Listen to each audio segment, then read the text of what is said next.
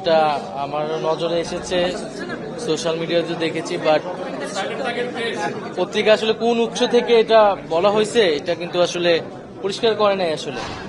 আর এই ধরনের কোনো সিদ্ধান্ত আসলে এখনো হয় নাই।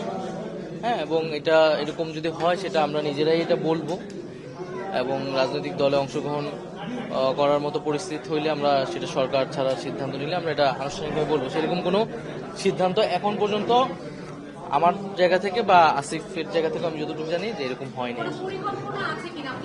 রাজনৈতিক দল গঠনের না, এখনো আমরা এটা ভাবিনি। আমরা তো সরকারের কার্যক্রমই করতেছি। তো এই আলাপটা আসছিল যখন আসলে রাজনৈতিক দল থেকে বলা হচ্ছিল যে সরকারের থেকে রাজনৈতিক দলে অংশগ্রহণ, তখন আমি বলেছিলাম যে কথার প্রেক্ষিতে যে নতুন রাজনৈতিক দল হোক বা অন্য কোনো রাজনৈতিক দল হলো, আমরা সরকারে থাকা অবস্থায় সেটার সাথে সংশ্লিষ্ট হব না। এখন পর্যন্ত আমাদের এরকম কোনো সিদ্ধান্ত বা পরিকল্পনা আসলে হয়নি। যে বিষয়টা জানার ছিল, যে নিউজটা আপনি বস্তুনিষ্ঠ সংবাদের কথা বলেছেন, গণমাধ্যমের স্বাধীনতার কথা বলেছেন একটু আগে, বস্তুনিষ্ঠ সংবাদ এবং সবকিছু মিলিয়ে আজকে যে পত্রিকায় যে নিউজটা আসছে, তাহলে কি এটা ভুল তথ্য ছিল কিনা একটা? আমি মনে করি যে উৎসটা তারা পরিষ্কার করেনি, সেক্ষেত্রে আরেকটু দায়িত্বশীল ভাবে এটা প্রচার করা উচিত ছিল, বা তাদের কাছে এরকম এটাকে তো খুবই গুরুত্বপূর্ণ একটি সংবাদ আসলে। তো সেক্ষেত্রে তাদের উৎসটা বলা উচিত ছিল। আমাদের জায়গা থেকে তো এরকম হয়নি আসলে। এখন সেক্ষেত্রে আমরা আরো বলবো যে এই ধরনের সংবাদ প্রচারের ক্ষেত্রে অবশ্যই আরেকটু দায়িত্বশীল ভূমিকা পালন করলে আমাদের সবার জন্য ভালো হয়।